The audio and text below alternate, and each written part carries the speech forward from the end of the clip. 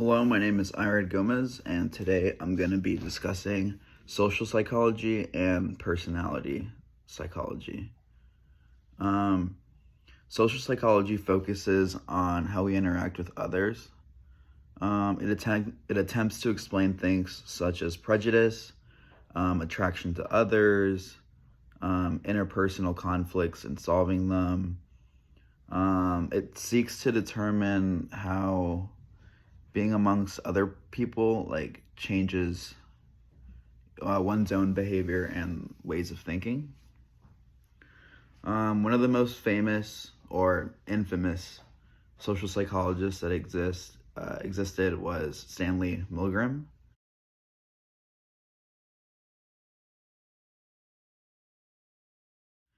Um, he conducted a study based on obedience, and he decided to do so because after the Holocaust in 1961, the Nazi war criminal Adolf Eichmann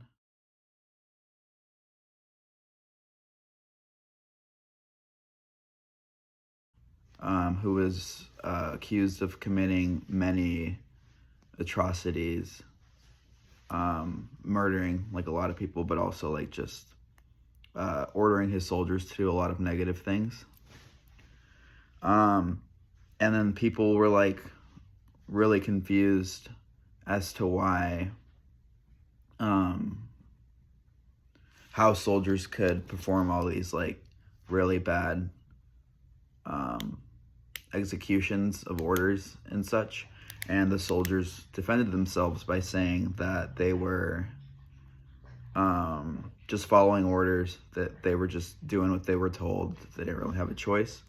And so people didn't really buy that, that rebuttal from the soldiers.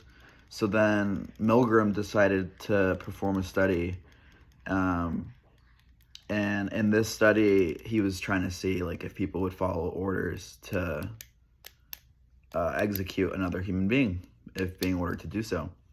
And in his findings, he found that 2/3 of his subjects did indeed send a lethal shock to another human because someone in a lab coat told them to. Personality psychology focuses on what makes every individual unique in terms of thoughts and behaviors. The study of this is aimed at describing how individuals' personality develops based on their personal perspective. Sigmund Freud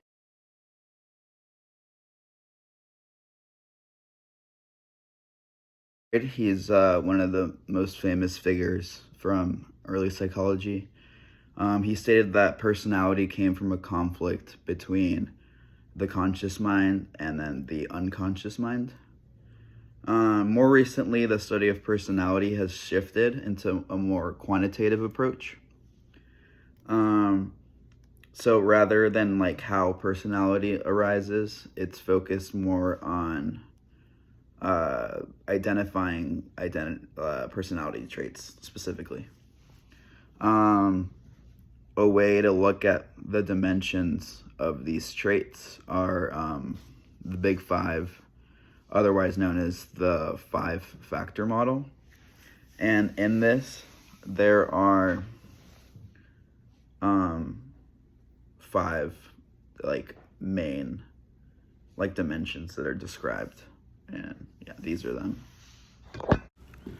The first of the five-factor model is conscientiousness. Okay, that'll do. Which means competence, self-discipline, and thoughtfulness. The second is openness, which is imagination, feelings, and ideas. And the third is extroversion, meaning how social someone is or emotional expression. The fourth is agreeableness, meaning cooperation, trustworthiness, and good nature. And the last is neuroticism, which means its tendency towards unstable emotions.